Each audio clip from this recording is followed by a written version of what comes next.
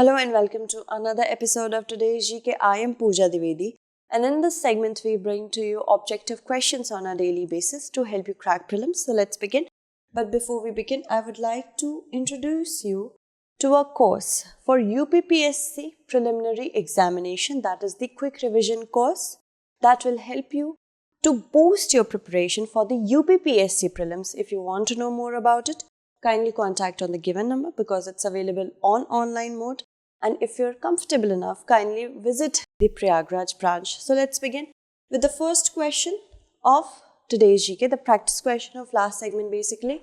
So consider the following statements about Miyawaki technique.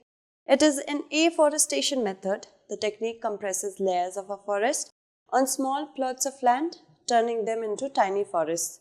Which of the statements given above is or are correct? One only, two only, both one and two, neither one nor two. The first statement is correct because yes, it is an afforestation method, the Miyawaki technique, which is basically targeting urban forestation.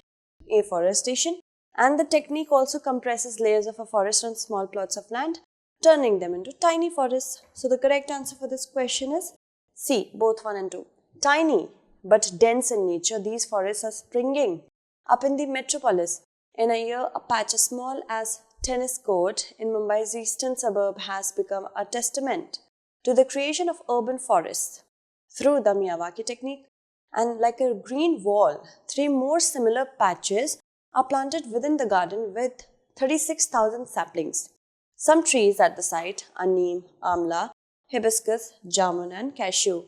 These urban forests are created through Miyawaki, which is an afforestation method based on the work of Japanese botanist Akira Miyawaki in the 1980s, and the technique compresses layers of a forest, shrubs, trees, canopies on small plots of land, turning them into tiny forests. The urban forests also help lower temperature in concrete heat islands, reduce air and noise pollution, attract local birds and insects, and create carbon sinks. The method advocates planting of diverse native species. These small patches do attract birds, squirrels, insects, but they cannot serve as purpose of natural forests. Moving on to the next question, consider the following statements on Kisan Urja Suraksha Utthan Mahabhiyan scheme. It aims for production of solar power for farming and it is implemented by the Ministry of New and Renewable Energy. So which of the statements given above is or are correct? The first statement is correct because Kusum scheme focuses on the production of solar power for the purpose of farming. That is correct. The second statement is also correct because as it is using solar energy, of course it will come under the ambit of Ministry of New and Renewable Energy. So the correct answer would be option C, both 1 and 2. Now it aims to add furthering the production of solar power in India and also gives the benefits of solar farming to farmers. The Union Budget 2018 and 19 has set aside a sum of rupees 48,000 crore for this program for 10 years. It aims to channelize its focus on solarizing agricultural feeders instead of pumps. Hence, the ministry responsible for the scheme is the New and Renewable Energy Mission. Moving on to the next question. Consider the following statements on Employees State Insurance Corporation.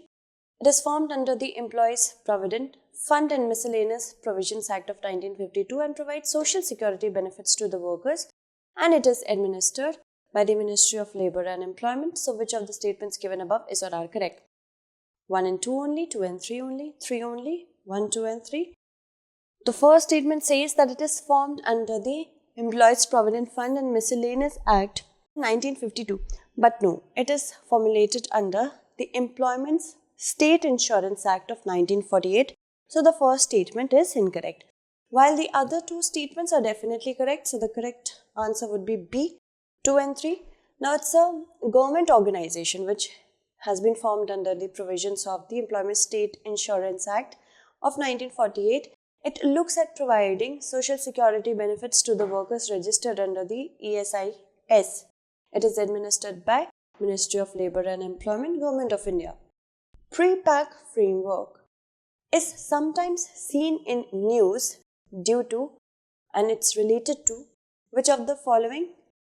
So, due to which scheme pre-packed framework is shown in the news. You have to be very careful with the words pre-pack framework. Pre-pack framework basically talks about resolution of the debt of a distressed company, the NPAs of a company that is unable to pay the loans and service the debt.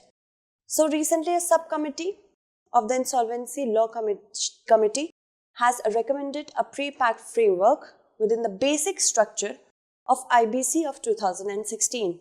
A pre-pack is an agreement for the resolution of the debt of a distressed company through an agreement between secured creditors and investors instead of public bidding process. Moving on to the next question. Consider the following statements on Bank's Board Bureau. It was formed on the recommendation of Rangarajan Committee. It is a part of Indradhanush Plan. Bank's Board Bureau is a public authority as defined in the Rights to Information Act of 2005. So which of the statements given above is or are correct? 1 and 2 only, 2 and 3 only, 3 only, 1, 2 and 3. So if we talk about who recommended the committee, it's actually PJ Nayak committee and not Rangarajan. So the first statement is incorrect. The second and the third statements are correct. The correct answer would be B. The Bank's Board Bureau has its genesis or origin in the recommendations of the PJ Nayak committee, which was known as the Committee to Review Governance of Boards of Bank in India. It was a part of the Indradhanush Plan, and the Bank's Board Bureau is a public authority as defined in the Right to Information Act of 2005, and it is tasked with improving corporate governance at public sector banks, building capacities. Moving on, let's look at the next question. Consider the following statements on World Heritage Site. World Heritage Sites are natural sites only that require special protection. These sites are officially recognized by the International Council on Monuments and Sites. So which of the statements given above is or are correct? 1 only, 2 only, both 1 and 2, neither 1 nor 2. The first statement is saying that this actually requires these sites should be natural sites only, but no, man-made sites are also included as well as these sites that are of international importance. So the first statement is incorrect. The second statement, which says that these sites are officially recognized by International Council on Monument and Sites. This is also incorrect because these are recognized by UNESCO. So the second statement is also correct. The correct answer would be option D, neither 1 nor 2. A World Heritage Site is classified as a natural or man-made area or a structure that is of international importance and a space which requires special protection and are officially recognized by UNESCO. UNESCO believes that the sites classified as World Heritage are important for humanity and they hold cultural and physical significance. As you can look here in India, so many sites have been recognized by the UNESCO. Moving on to the next question. Which of the following ministry is responsible for the implementation of Pradhan Mantri Bharatiya Jan Aushadhi Pariyojana? Department of Pharmaceuticals, Ministry of Ayush, Ministry of Health and Family Welfare, Niti Aayog. This is a very clever, tricky question. Many of you must think that as it is talking about Jan Aushadhi, it should come under Ministry of Ayush, but no, it actually comes under Department of Pharmaceuticals. Keep that in mind. Okay, so the correct answer is A. Pradhan Mantri Bharatiya Jan Aushadhi Pariyojana, PMBJP. It's a campaign launched by the Department of Pharmaceuticals in 2008 under the name Jan Aushadhi Campaign. So the Department of Pharmaceuticals was created on the 1st of July in the year 2008 in the Ministry of Chemicals and Fertilizers. Consider the following statements about gravitational red shift. It occurs as photons climb out of gravitational well like a black hole and the light's wavelength gets drawn out. In order to escape intense gravity, photons must expend energy. So which of the statements given above is or are correct? 1 only, 2 only, both 1 and 2, neither 1 nor 2. So yes, the first statement is correct because it occurs when photons, they climb out of a gravitational well. Huge gravity. A well where gravity is existing at a huge amount. And yes, of course, after that, the light's wavelength gets drawn out and then it is known as gravitational red shift. And second, of course, in order to escape such a huge gravity, we need photons to expend energy. So the second statement is also correct. The correct option is C. Now, gravitational red shift, it occurs as particles of lights climb out of a gravitational well like a black hole, and the light's wavelength gets drawn out. Now, this shift the wavelength to the red part of the light spectrum, hence it is known as red shift. In order to escape intense gravity, particles of light or photons must expend energy, and however at the same time these photons must travel at a constant speed, that is the speed of light. Therefore, the photons can't lose energy by slowing down but must expend it in another way. Now, this lost energy manifests itself as a shift towards the red end of the light spectrum. Moving on, the next question says the joint exercise, the SLIC second, is conducted between which of the following countries? India and Kazakhstan, India and Turkmenistan, India and Tajikistan, and India and Uzbekistan. So, if we talk about the recent conduct of this exercise, it is shared between India and Uzbekistan. So, the correct answer would be option D, India and Uzbekistan. The armies of India and Uzbekistan will be a part of joint exercise. That means recreating Kashmir-like counter-terror operations between March 9 and 21st in Chaubatia near Rani Khet in Uttarakhand. The second edition of the exercise, the SLIC, is aimed at carrying out joint counter-terror operations in the mountainous, rural and urban scenario. The settings will be as close to operations in Kashmir. Intelligence-based surgical operations, special forces, tracking techniques, surveillance through a high-tech command post, slithering operations from helicopters will be some of the key elements of the exercise. Avoiding collateral damage, as most of the areas in Kashmir where operations are carried out are residential, is also a part of the exercise. Moving on to the next question, consider the following statements about the Defence Acquisition Council, and it is the highest decision-making body for deciding on new policies and capital acquisitions for the three services, tri-service basically, and the Indian Coast Guard. Now, the Prime Minister is the chairman of the council, it says. So, which of the statements given above is or are correct? 1 only, 2 only, both 1 and 2, neither 1 nor 2.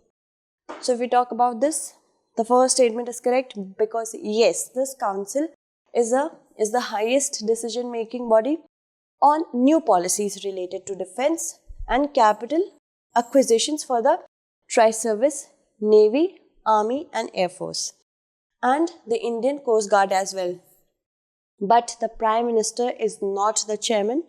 The Minister of Defence is of this council. So the correct answer would be option A, 1 only. Now, multi-billion deals for the armed drones project from the USA and advanced submarines under Project 75I are to be taken care by the Defence Acquisition Council. Now, if we talk about DAC, it's the highest decision-making body in the Defence Ministry for deciding on new policies and capital acquisitions for Army, Navy and Air Force and the ICG, Indian Coast Guard. The Minister of Defence is the chairman of the council, and it was formed after the group of ministers' recommendations on reforming the national security system in 2001 post-Kargil war. Moving on to the next question, with reference to Stand Up India scheme, consider the following statements. It facilitates bank loans between 10 lakh and 1 crore to at least one scheduled caste or scheduled tribe borrower and at least one woman per bank branch for setting up greenfield enterprise, and in case of non-individual enterprises, at least 51% of the shareholding and controlling stake should be held by either an SC/ST or woman entrepreneur. So which of the statements given above is or are correct? 1 only, 2 only, both 1 and 2, neither 1 nor 2. Yes, Stand Up India scheme is targeted towards the downgraded sections of the society, towards the backward sections of the society and vulnerable sections of the society. So the first statement says that it facilitates bank loans between 10 lakh and 1 crore to at least one scheduled caste or scheduled tribe borrower and also at least one women per bank branch for setting up greenfield project. And the second statement is also correct. The first is correct. The second statement is also correct. In case of non-individual enterprises, right? Now, at least 51% of the shareholding should be held by either an SC, ST or women entrepreneur. So that statement is also correct. The correct answer would be option C. Now, a total of 1,11,619 loans amounting to rupees 24,985.27 crore have been extended under the stand-up scheme since inception. That's a huge amount. Now, this scheme was launched by the PM on 5th April 2016, extending up to the year 2025 as informed by the Department of Financial Services, MOF. Now, Stand Up India scheme facilitates bank loans between rupees 10 lakh and 1 crore to at least one SC or ST borrower and at least one woman per bank branch for setting up greenfield enterprises. This enterprise may be in manufacturing, services or the trading sector. In case of non-individual enterprises, at least 51% of the shareholding and controlling stake should be held by either an SC, ST or woman entrepreneur. Let's move on to the practice question. With reference to International North-South Transport Corridor, you have to choose the statements which are correct, which is or are correct. So, it's a multimodal transportation established in Moscow. The corridor connects Indian Ocean and Persian Gulf to the Caspian Sea. One only, two only, both one and two, neither one nor two. So, I hope you will be able to answer it correctly in the comment segment. That's it for today. Tomorrow we shall meet again with another segment. Until then, stay updated and thank you so much for watching.